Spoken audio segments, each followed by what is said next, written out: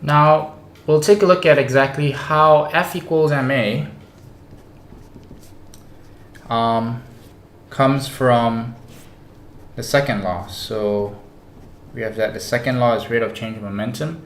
How exactly did we get to F equals ma? I mean, it must be slightly true if that's what you were taught in the beginning. So this is going to involve a little bit of calculus, in particular the product rule. So if you're unfamiliar with the product rule, feel free to skip over this.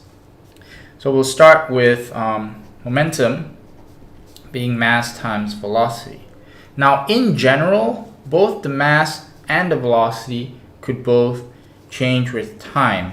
So both my mass and velocity could in general be a function of time. I mean, if you take a look at a rocket, for example, while it's moving, it's burning off fuel and exhausting it as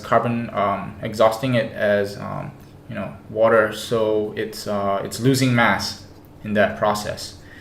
So both the velocity and the mass could change in general. Of course, if you had a box, rolling down an incline, then of course its mass won't be changing while it's sliding down the incline. So in general, we have that, right? And from calculus that, let's say I have a product, a function f, which is a product of two other functions. Then to take the derivative of that function, what you would do is you would differentiate the first guy, keep the second guy, and then keep the first guy and differentiate the second guy, right? So this is simply the product rule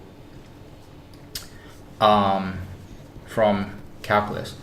So we can do the same thing here, except that instead of differentiating with respect to x, we are now going to differentiate with respect to time. So I'm going to differentiate my momentum with respect to time, where my momentum is now a product of mass and velocity. So following along the same lines, what I do is I differentiate the first guy, keep the second guy, and then keep the first guy and differentiate the second guy. Right, at this point you should recognize that the rate of change of velocity, right, this is the slope of the velocity time graph. This is in fact the acceleration. So I can write this as follows. Now what is this? Well, this is the rate of change of momentum. And what is the rate of change of momentum? The rate of change of momentum is Newton's second law. It's the force. So this is the force. And so I've written out Newton's second law, the full form of Newton's second law in expanded form, where you can recognize now that if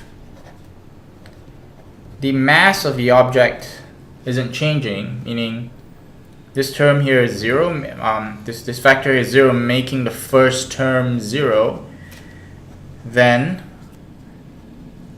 this reduces to the more familiar F equals ma. So this is where F equals ma comes from. It's in situations where the mass doesn't change, and in all the problems you had solved before this, masses don't change or hardly change at all. So in a box sliding down an incline, the mass isn't changing, or in a car moving along a highway, within reasonably short periods, it's not burning that much fuel, so you can kind of assume that mass is not changing. But in situations where you actually have the mass changing by quite a bit, you're going to have to use this full form of the law to solve the problem. And as an example of a situation where mass is changing and we need to use the full form, let's take a look at a conveyor belt problem. So I have a hopper here where I have grain falling onto a conveyor belt that takes the grain over to here and maybe drops it into a truck of some sort. Okay, so I've measured how fast the grain is falling. So maybe I'm having about 20 kilograms of grain falling through the hopper a second. And this conveyor belt is moving along, right? It takes the grain across the conveyor belt at a speed of about 5 meters a second, right? So now if you were to, so let me pose the question first. So the question is, how much force is exerted by these motors here turning on the conveyor belt to carry the grain across at this speed? Now, if you did not learn the full form of Newton's second law, if you were to try to solve this problem using F equals ma, you would say, hey, the speed is constant, therefore it's not accelerating, right? Because speed is constant, velocity is constant, and there's no acceleration because the velocity is not changing.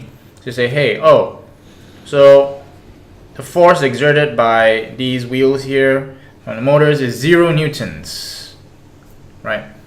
And of course that can't be true. I mean, there has to be some force here to cause them to turn.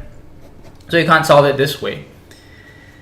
So we invoke the full form of Newton's second law, which says that force is rate of change of momentum, or more simply, the change momentum over time, right? So if you were to expand it out, you would see that what it is, it's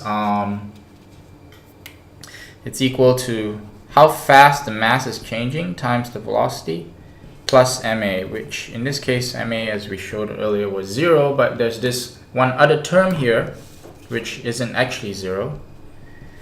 So how fast is the mass coming down? You can see here that this one has units of kilograms on top and units of seconds on top at the bottom, which matches up with our units here for the rate of mass flow. So rate of mass flow is 20 kilograms per second, and the velocity here, and how fast is the conveyor belt moving across? It's moving across at 5 meters a second. So that gives me a total of 100 newtons coming from the conveyor belt. Now, of course, if you didn't want to do the full calculus analysis of that, we can do this quite a bit more simply by taking a look at this. And this will be the change in mass velocity over time. Now, because the velocity is constant, I can take it out of this delta symbol here. And how fast is the mass changing with time? Well, it's changing at 20 kilograms per second, and the velocity is 5, so we arrive at the same answer. And bear in mind that I was able to do this analysis only because of the fact that one of the factors in here, namely the velocity, was a constant.